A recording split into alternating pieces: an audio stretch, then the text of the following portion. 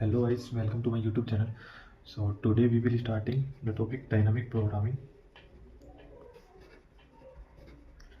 So first we will understand what is dynamic programming. Dynamic programming क्या होता है कि जो रिकर्जन और तुम्हारा रिकर्सिव सॉल्यूशन को अगर उसी चीज़ को हम स्टोर करते हैं मेमोरी में, उसे हम डीपी कहते हैं। तो मैं पहले ही बता देता हूँ, कुछ लोग मतलब यूट्यूब पे ऐसे पढ़ा रखे हैं कि टॉप डाउन मतलब डायरेक्ट सॉल्यूशन मेमोराइज करना है, तो तुम अभी यूट्यूब इस वीडियो को स्किप कर सकते हो। बाकी अगर तुम्हें सीखना ही है कि हाँ सॉल्यूशन कैसे हो रहे हैं, मतलब विजुलाइज करना है कि सामने कैसे डायनेमिक प्रोग्रामिंग को तुम कैसे विजुलाइज कर सकते हो, तो फिर कंटिन्यू हो। तो ये टॉप डाउन कुछ लोग ऐसे मेमोराइज कर लेते हैं, मतलब ये ऐसे फिल कर दिए, ये कर दिए, वो कर दिए और इसे मेमोराइज कर लेते हैं। तो तुम ये कभी कर ही नहीं सकते जब तक तुम रिकर्सिव सॉल्यूशन नहीं लिख लेते किसी कोड का।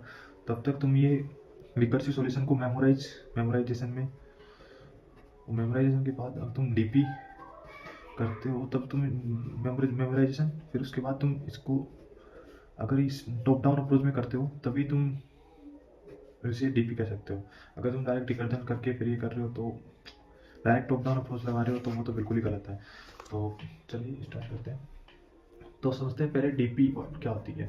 डीपी होती है कि मतलब कहाँ डीपी लगा सकते हैं। तो डीपी लगा सकते हैं जहाँ पे चॉइस हो, यानी कि जहाँ पे तुम किसी चॉइसेस गिवन हो कि ये होगा या नहीं होगा, ऐसी अगर प्रॉब्लम आती है तो वहाँ तुम डीपी लगा सकते हो। दूसरा कि जहाँ पे मैक्सिमम और मिनिमम निकालना हो, वहाँ डीपी लगा सकते हो। तीसरा जहाँ पे नंबर ऑफ वेज दे रखे हो कि कितने कितने वेज दे रखे हैं, वो कर सकते हो। चौथा कि सब सीक्वेंस दे रखी हो और LIS निकालना हो या फिर सबसेट हो या फिर LCS निकालना हो, ये सब ऐसा दे रखा हो। पाँचों की मतलब के स्टेप्स दे रखी हो, उनमें से चॉइस करनी हो कि कैसे क्या करना है वो। छठा की मतलब कि ऐसे होता है ना कि कैन यू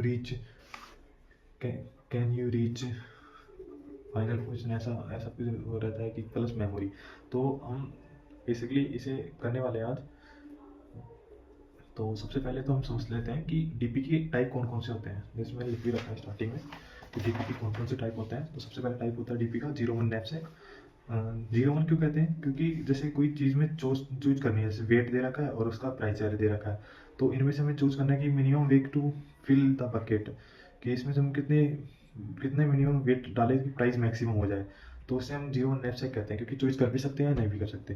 तो ये तो हो गया 01। अनबाउंडेड नैपसैक इसी का ही वर्जन है, पर इसमें 01 नैपसैक नहीं है क्योंकि इसमें रेंज थोड़ी ज़्यादा रहती है। फिबोनाकीज, LCS longer common substring, LIS longest increasing subsequence, Cadence algorithm, MCM, DP on tree, DP on grid and other problem, जो मतलब ठीक है, मतलब जो इनसे रिलेटेड है, दो तीन चीज़ों का कॉम्बिनेशन है।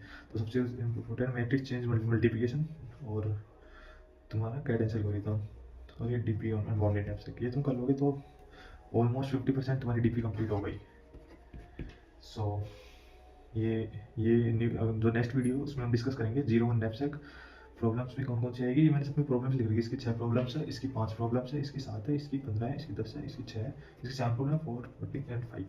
ये टोटल अप्रोक्सीमेट 70 to 80 प्रॉब्लम्स है, जो इनकी वजह से तुम 100 प्रॉब्लम तक रीच कर सकते हो। तो 01 knapsack problem, subset sum, equal sum participation, count of subset sum, minimum subset sum difference, target sum and number of subset difference. That's it. And यही है। और बाकी तो नेक्स्ट वीडियो में हम डिस्कस करेंगे कि 01 नैपसैक के बारे में, कि 01 नैपसैक क्या होता है and how it works, and that's it.